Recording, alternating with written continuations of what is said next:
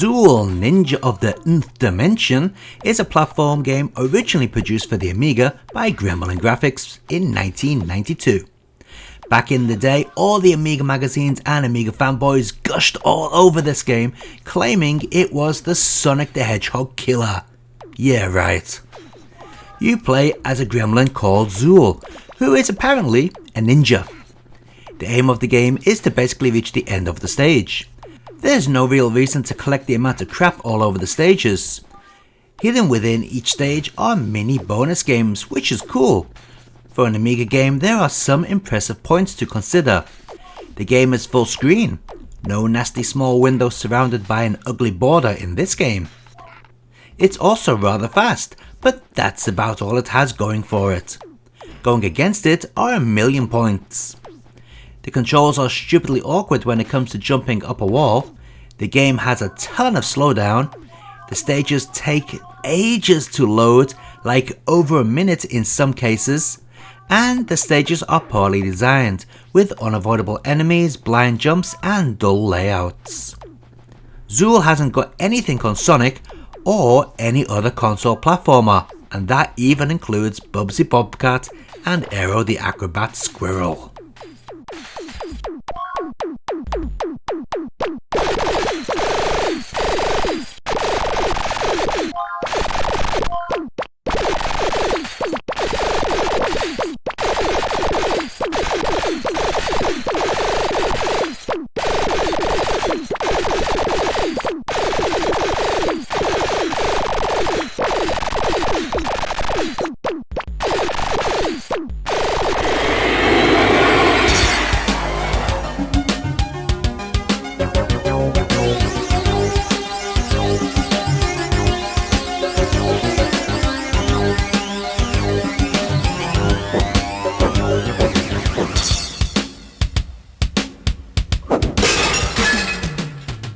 This is the Amiga CD32 version.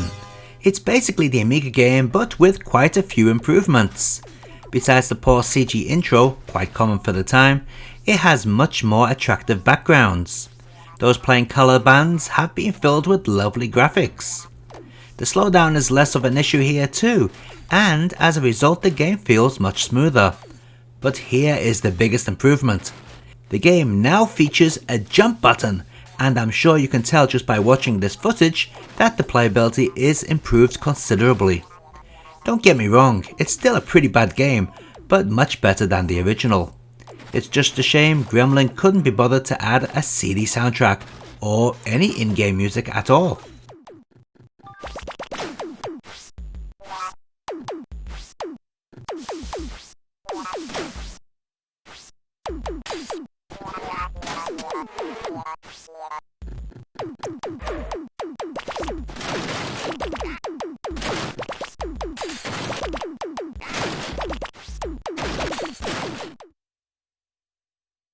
There is an Acorn Archenemies version too, but sadly I couldn't get it to load past the second disc. The title screen was as far as I got.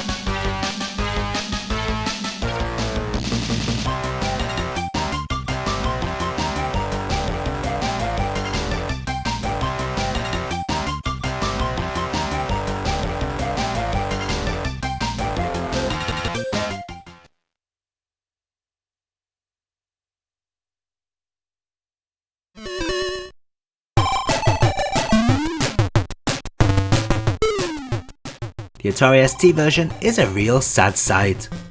You can tell by this point developers had basically given up on the Atari ST. Just look at how awful the colour choices are in this port. The scrolling is also choppy and lacks parallax scrolling. The flashing image is due to a bad copy of the game, but still, even with that, you can see it isn't very attractive. Oh, and just like the Amiga, the music is off by default.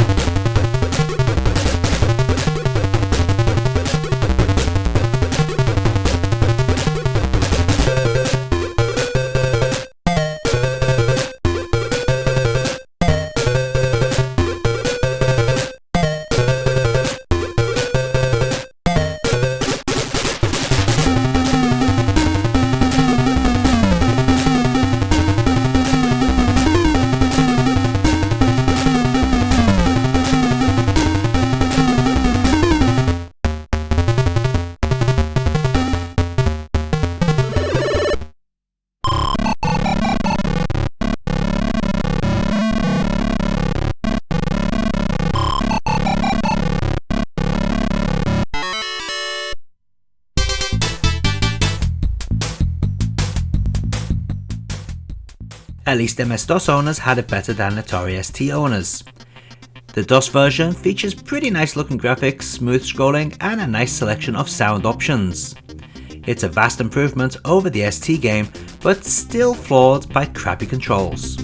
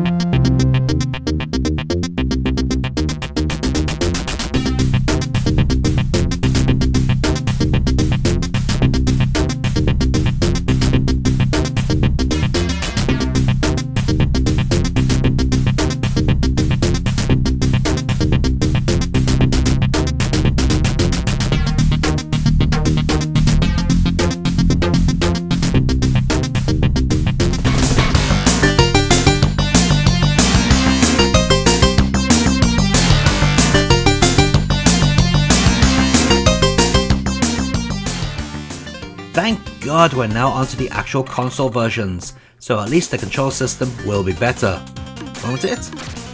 Well, thankfully they are. We now have 3 action buttons rather than 1. We have a fire, jump and spin attack.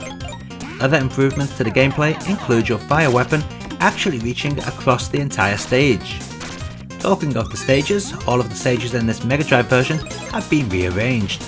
The graphics have also been given a facelift, and I'm really liking the music driver used in this game. So, is Zool now a great game? Sadly not. The controls, while far better, are still too slippery, and the stage design hasn't really moved on that much from the original.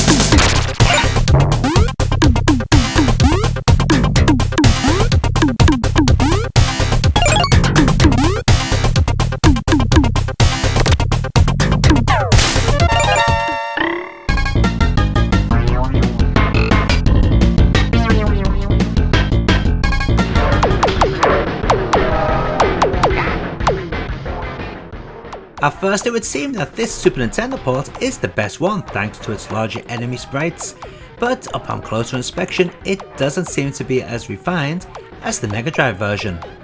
I'm also surprised to see that this doesn't feature the introduction that was found on the Mega Drive game. In fact, I'm very surprised. As far as Zool goes, this isn't the worst of the versions, but it isn't the best either.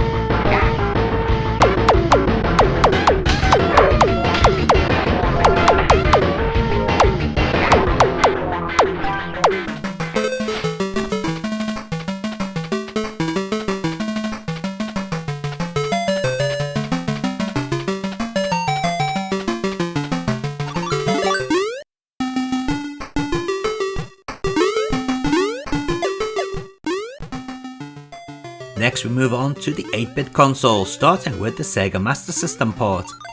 This one moves incredibly smoothly and is quite colourful too.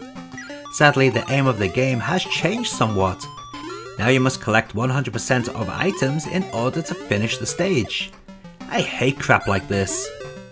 I see it as a very lazy way to cover up a lack of ideas, especially when collecting everything is a real chore thanks to ultra slippery controls.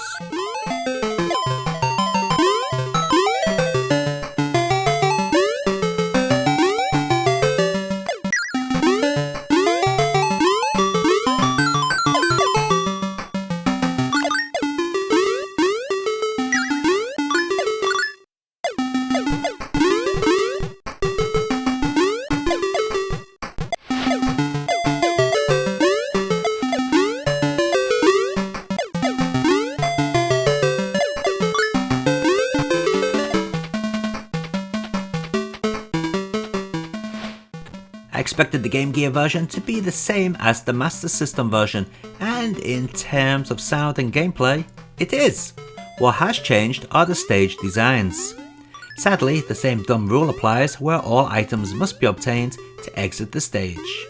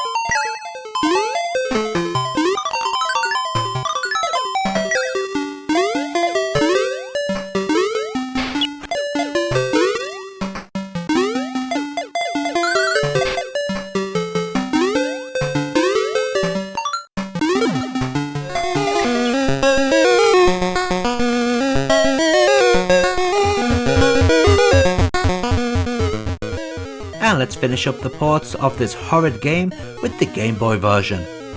Now I have to say I am impressed at how good the Game Boy version has turned out. It's quite the surprise.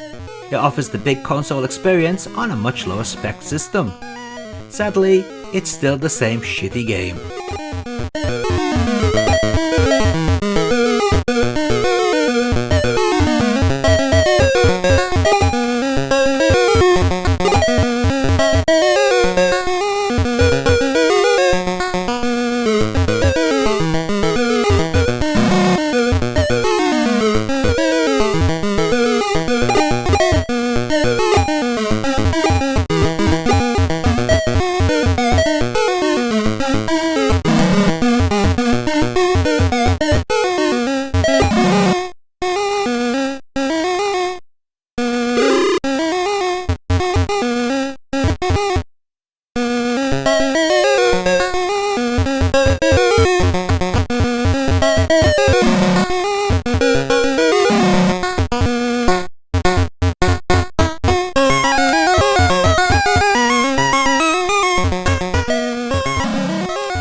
And let's take a look at all those versions of Zool running side by side.